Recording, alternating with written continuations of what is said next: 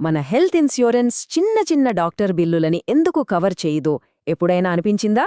అంటే జలుబు, దగ్గు, జ్వరం ఇలాంటి వాటికి అయ్యే ఖర్చులన్నీ మన జేబులోంచే కదా పోతున్నాయి. అయితే ఈరోజు మనం సరిగ్గా ఈ సమస్యను తీర్చే ఒక స్మార్ట్ సొల్యూషన్ గురించి మాట్లాడుకోబోతున్నాం. అవును, ఈ ప్రశ్న మనలో చాలామందికి వస్తూనే ఉంటుంది. ఎందుకంటే చాలా వరకు హెల్త్ పాలసీలు హాస్పిటల్లో అడ్మిట్ అయినప్పుడు అయ్యే పెద్ద ఖర్చుల కోసమే తయారు చేస్తారు. మరి చిన్న చిన్న ఆరోగ్య సమస్యలకు హాస్పిటల్లో చేరాల్సిన పనుండదు కదా. అందుకే ఈ అవుట్ పేషెంట్ ఖర్చులనేవి కవర్ అవ్వవు. కానీ దీనికో అద్భుతమైన పరిష్కారముంది. దాని గురించే ఈరోజు మనం మాట్లాడుకునేది. ఓకే, ఈ రైడర్ గురించి పూర్తిగా తెలుసుకోవాలంటే మనం ఈ 5 విషయాలు చూద్దాం. ఫస్ట్, అసలు ఈ అవుట్ పేషెంట్ గ్యాప్ అంటే ఏంటి? తర్వాత ఈ రైడర్ కింద ఏమేం కవర్ అవుతాయి? ఇండివిజువల్ వర్సెస్ ఫ్లోటర్ ఏది బెటర్? ఇక ప్లాన్స్లో ఉండే సిల్వర్, గోల్డ్, ప్లాటినం శ్రేణుల సంగతేంటి? చివరిగా మనం ఖచ్చితంగా గమనించాల్సిన విషయాలేంటి? పదండి స్టార్ట్ చేద్దాం. Right, section 1, out patient gap. అసలు మన సాధారణ హెల్త్ ఇన్సూరెన్స్లో ఏం మిస్ అవుతుందో ఒకసారి అర్థం చేసుకుందాం. అవుట్ పేషెంట్ ఖర్చులు అంటే చాలా సింపుల్. హాస్పిటల్లో అడ్మిట్ అవ్వకుండా అయ్యే మెడికల్ ఖర్చులన్నమాట. అంటే ఉదాహరణకు జ్వరమొచ్చిందని డాక్టర్ దగ్గరికి వెళ్లడం, వాళ్ళు రాసిన బ్లడ్ టెస్టులు చేయించుకోవడం, ఆ తర్వాత మందులు కొనడం, ఇవన్నీ అవుట్ పేషెంట్ ఖర్చులే. మన రెగ్యులర్ పాలసీలు వీటిని అస్సలు పట్టించుకోవు.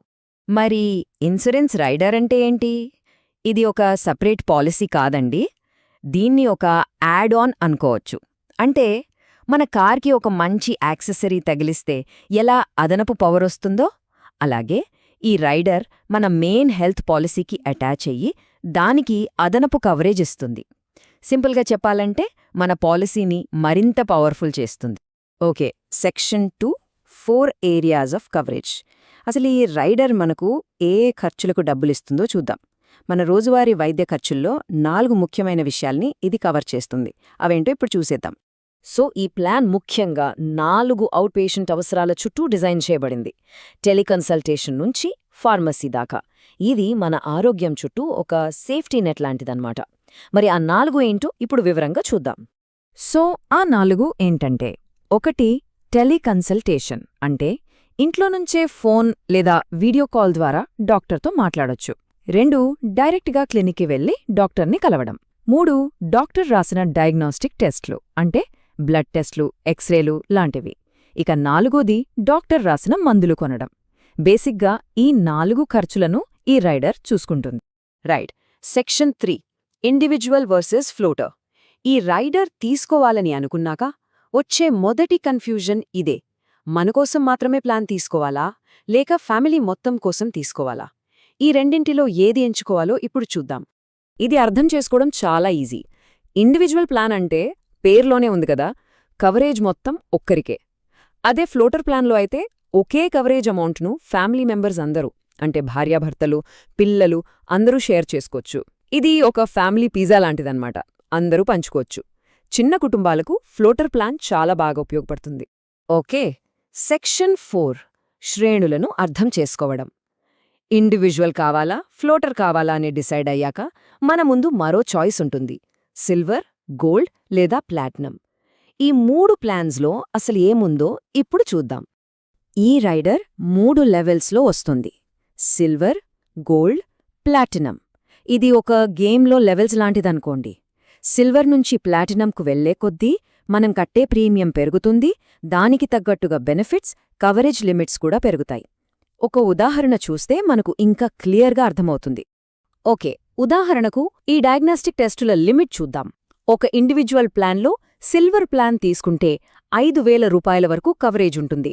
అదే గోల్డ్ ప్లాన్లో అయితే 7,500. ఇక ప్లాటినం అయితే ఏకంగా 10,000 రూపాయల వరకు కవరేజ్ లభిస్తుంది. సో దీన్ని బట్టి మన అవసరాలకు ఏది సెట్ అవుతుందో ఒక అంచనాకు రావచ్చు. ఇక్కడ ఒక చాలా ఇంపార్టెంట్ పాయింట్ ఉంది. అదేంటంటే ఫార్మసీ ఖర్చులు అంటే మందుల బిల్లులు కేవలం టాప్ టియర్ అయిన ప్లాటినం ప్లాన్లో మాత్రమే కవర్ అవుతాయి. ఇండివిడ్యువల్ అయితే 2,000, ఫ్లోటర్ అయితే 3,000 వరకు.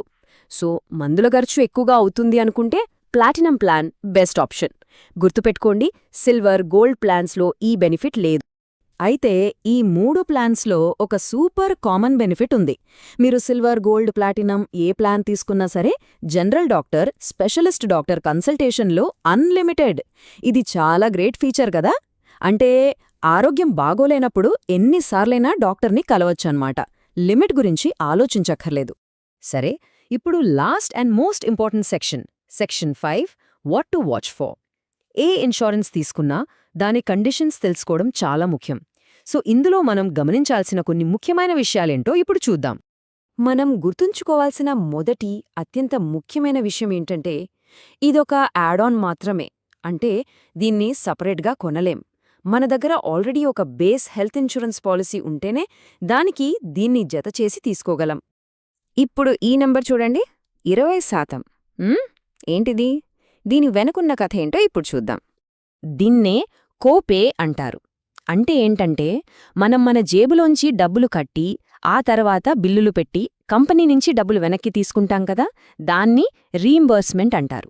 అలాంటప్పుడు మొత్తం బిల్లులో 20% మనం భరించాలి. ఉదాహరణకు, బిల్లు 1000 రూపాయలైతే మనం 200 కట్టాలి, కంపెనీ 800 ఇస్తుంది. ఇది చాలా ముఖ్యం. ఈ కోపే అనేది కేవలం రీయింబర్స్మెంట్ క్లెయిమ్స్కే, క్యాష్లెస్ క్లెయిమ్స్కు కాదు. సో ఫైనల్గా గుర్తుపెట్టుకోవాల్సిన కొన్ని కీ పాయింట్స్. 1, ఈ కవరేజ్ ఇండియాలో మాత్రమే వర్తిస్తుంది. 2, వెయిటింగ్ పీరియడ్, ఏజ్ లిమిట్స్ ఇవన్నీ మన బేస్ పాలసీకి ఏవి ఉన్నాయో అవే దీనికి వర్తిస్తాయి.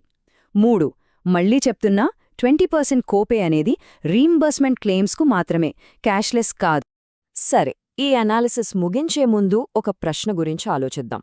మన రోజువారీ ఆరోగ్య ఖర్చుల్లో డాక్టర్ కన్సల్టేషన్స్, ల్యాబ్ టెస్టులు, మందుల ఖర్చులు, వీటిలో దేనికి ఇన్సూరెన్స్ కవరేజ్ ఉండటం అత్యంత ముఖ్యమనిపిస్తుంది? ఈ రైడర్ మన అవసరాలకు సరిపోతుందా లేదా అని నిర్ణయించుకోవడానికి ఈ ప్రశ్న చాలా సహాయపడుతుంది.